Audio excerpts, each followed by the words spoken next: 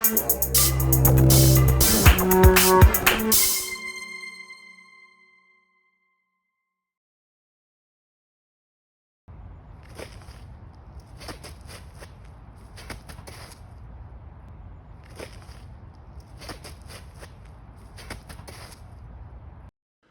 so what you've just seen and indeed heard is a classic kind of Yiquan step that we call an echo step. It's a version of an echo step that we've looked at before. And you can probably tell just by listening to it that there's something not quite right here, because it looks like a triple step, but it actually isn't. So let's have another listen.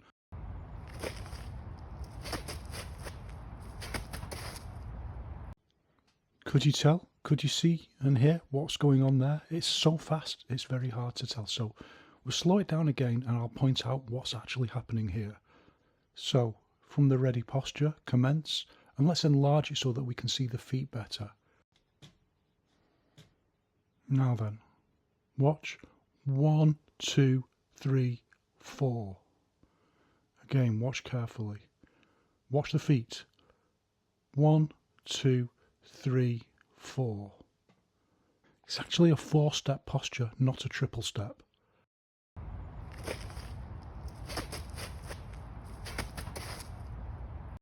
And again, slowly from the front.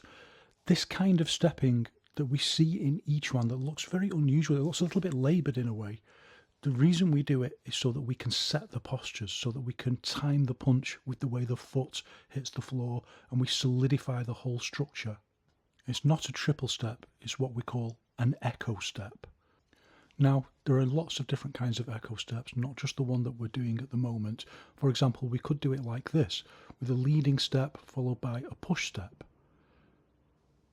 Watch again, leading step and then push step. That's also a kind of echo step. But the posture we're working with today has a leading step followed by a little stamp. So watch that lead foot carefully, it does a little stamp and then carries on again. Watch again.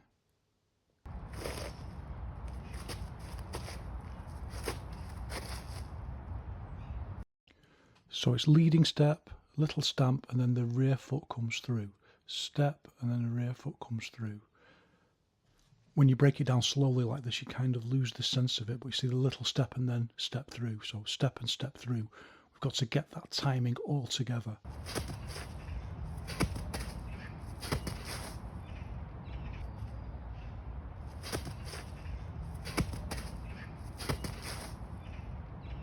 I'll slow these down a bit so you can see them more clearly. And you can also hear, not now, but before, you could hear how heavy the set is, how the foot lands, and that's giving what Wang Xiangjai calls rebound energy. And now you can see why it's called that, because that push down into the floor is solidifying that whole structure and sending energy back up the body. That doesn't mean that power comes from the floor, it just sets the whole structure. However, like most things, each one, you don't want to practice like that all the time. It's obviously not that great for your knees. So we do a lot of this practice, doing very light footwork drills, getting the timing, thinking about the rhythm. And here it's particularly important to have that sense of 1, 2, 1, 2, 1, 2, 1, 2, not 1, 2, 3, 4. It's 1, 2, 1, 2, 1, 2, 1, 2, and keeping that rhythm, trying to feel it bodily so that you can express it through the step. And don't forget the rear foot either has to turn or it has to land on the correct angle. See, as we step through like that. And this should be fairly basic stuff by now, and we can see that the first rear foot lands like that, and then the second one has to turn in line with the body. This is stuff that we've looked at before. Elementary stepping skills. It's the kind of thing people pay a fortune for an online course to learn. Just absolutely elementary basics. Absolutely outrageous. There again, like Elvis Presley's manager used to say, if it's free, what's the cost?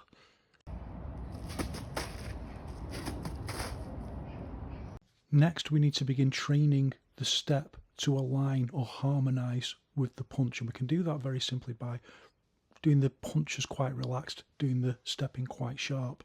So just thinking about the timing of the punch, the timing of the step. So we step, see steps and harmonises with the lead punch, and then the second step harmonises. See. And we can very clearly see here that that little extra step doesn't really set any of the postures as such. What it does is provides like an explosive movement forward into the next punch. So it's compensating for everything else by adding something in that can add more force. It's release force into the ground, rebound energy, and back up into the punch.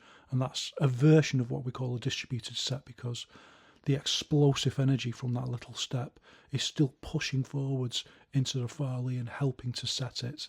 But mostly what it's doing is adding what we call compensatory force. Are you getting our body weight moving forwards explosively? So it's technically a compound Farley.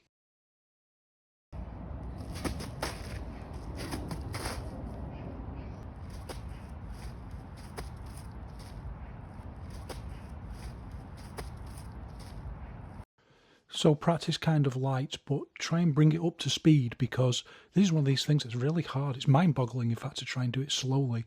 It's one of those things that functions. You've just got to let go and go with it, and you're going to need to do that anyway to integrate it with punches. So just go for it.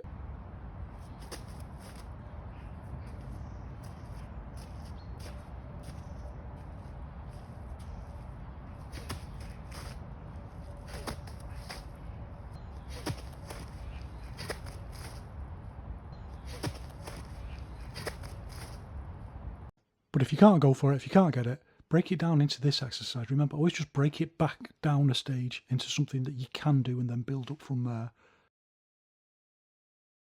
So we're going to move towards fluid excellence in this kind of stepping and combining the setting of the postures with the punches.